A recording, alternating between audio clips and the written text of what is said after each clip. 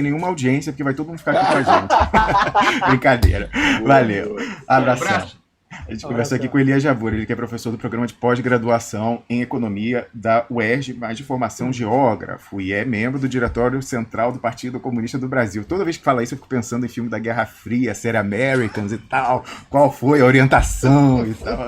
Saudade da Guerra Fria, né? Pelo menos para dramaturgia era mais legal. A China ainda não conseguiu ocupar esse espaço, então o pessoal fica fazendo série retrô. Mas, André Roncalli, me fala aí, no seu projeto de desenvolvimento e tal, não tem como passar ao largo da burguesia industrial. E, no entanto, o presidente da Fiesp é o SCAF, né? Não produz um parafuso, né?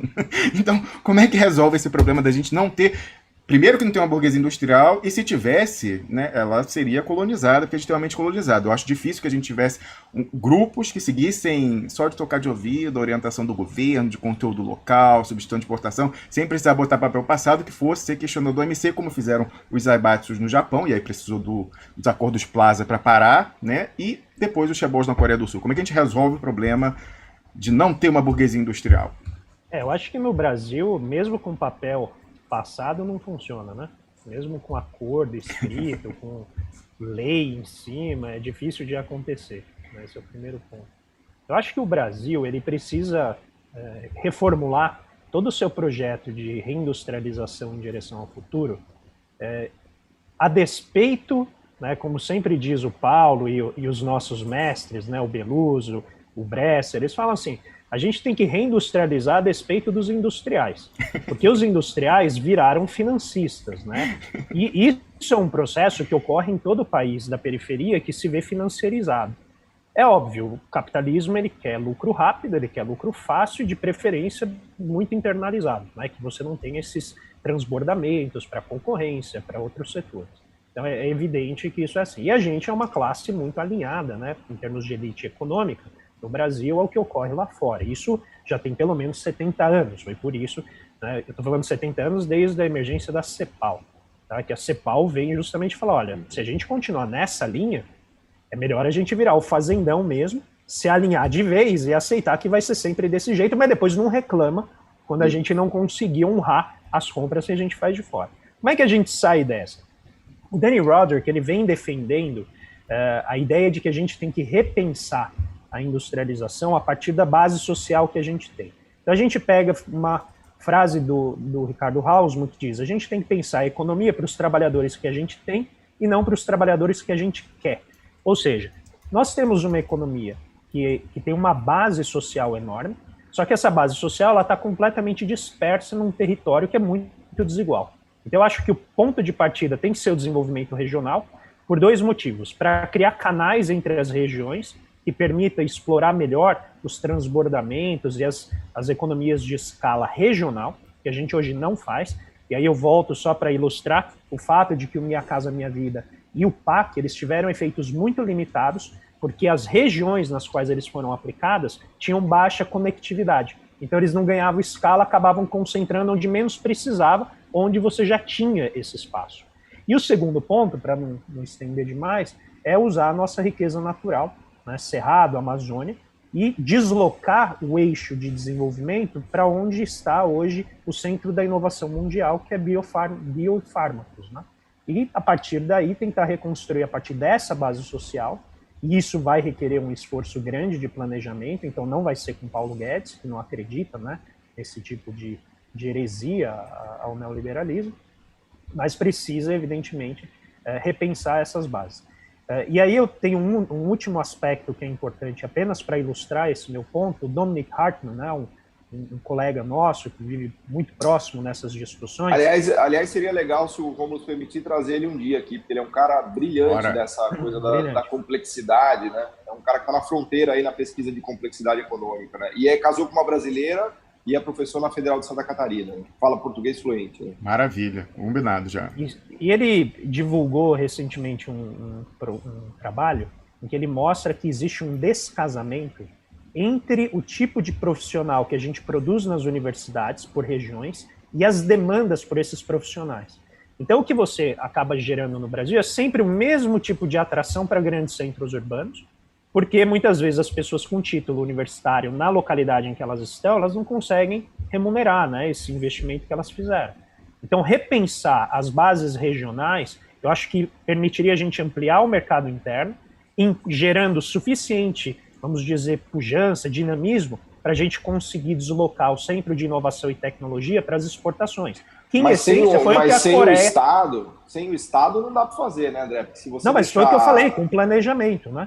Precisa estar o Estado direcionando isso. Senão não dá, né? Não, no Brasil é laissez-faire, né? Brasil é laissez-faire... Não, mas então, mas o que é o Estado? Orientando ou ele teria que ter a propriedade da sociedade? Eu vou trazer um exemplo. Que pode ser uma combinação dos dois. Porque eu vou trazer até um exemplo que aí toca a Bahia, de onde fala o Wallace, né, que está na Universidade Federal da Bahia. A Petrobras, ainda no governo Lula, que queria espalhar o desenvolvimento pelo território, teve aquela questão do pré-sal de botar estaleiro em Pernambuco, em Suape, mas também transferiu boa parte dos escritórios da Petrobras para Salvador, que, em princípio, aumentava os custos, não tinha eficiência microeconômica, mas é uma decisão política de você espalhar a riqueza que a Petrobras tinha. Bom, entrou Temer, não sei o que, fechou tudo lá, né, trouxe de volta. Então, obviamente, tem que ter uma decisão política perene, mas eu duvido que se fosse até a família Odebrecht, que é baiana, ia botar o escritório em Salvador, ia botar onde custasse menos e tal. Então, há como pensar uma burguesia industrial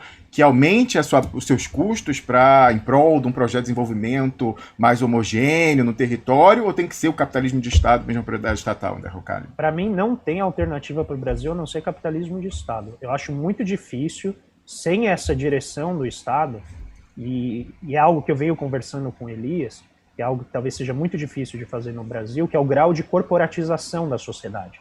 A sociedade chinesa é muito corporatizada. Ela tem uma facilidade de aderir àquilo que vem do Estado. E quando eu digo facilidade, não é que ela gosta de tudo, né?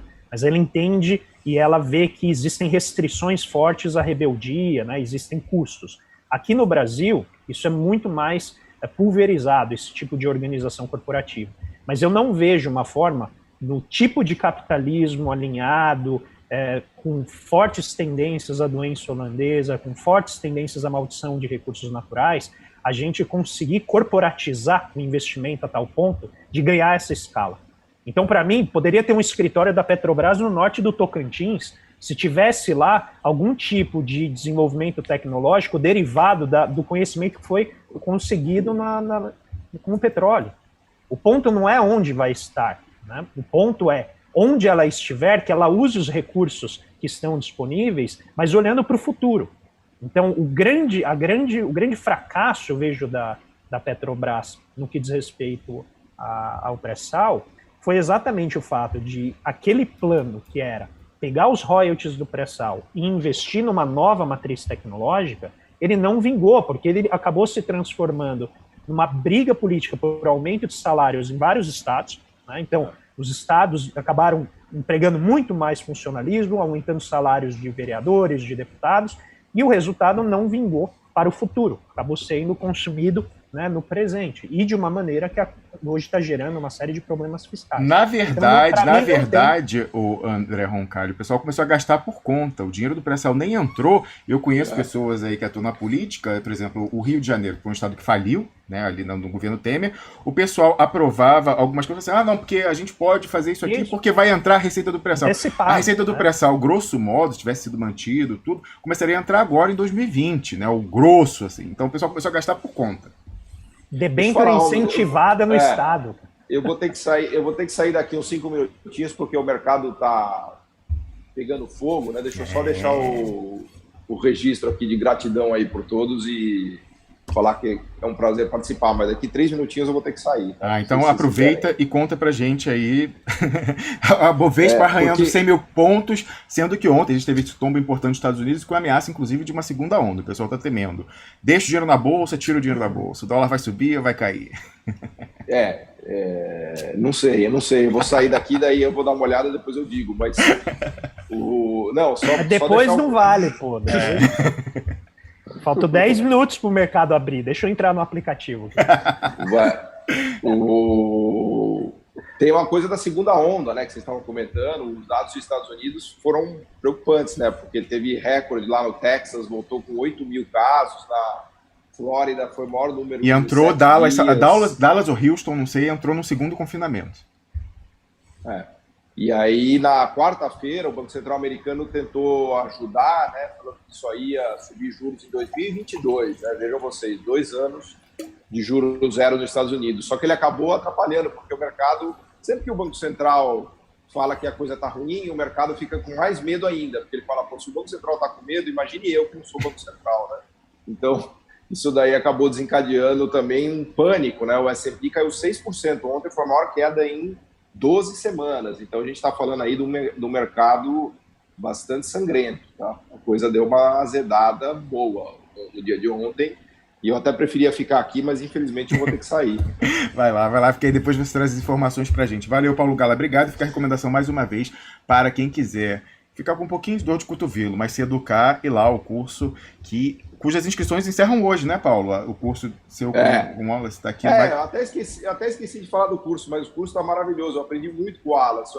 O bom de fazer esses cursos, você perguntou como é que eu faço. Na verdade, eu vou aprendendo também ao longo dos cursos, né? Então, eu tinha estudado um pouco de Coreia, mas o que eu estudei perto do que o Wallace sabe é brincadeira, né? Ele é um monstro de Coreia. É difícil achar alguém no Brasil que entenda tanto de Coreia quanto o Wallace. Se você quiser beber um pouquinho do conhecimento dele, tá lá. É só entrar no blog lá, www.paulogala.com.br. É isso aí, tá na descrição do programa, na postagem Obrigado, de hoje de duplospesso.com também. Valeu, Paulo Gala, até a próxima.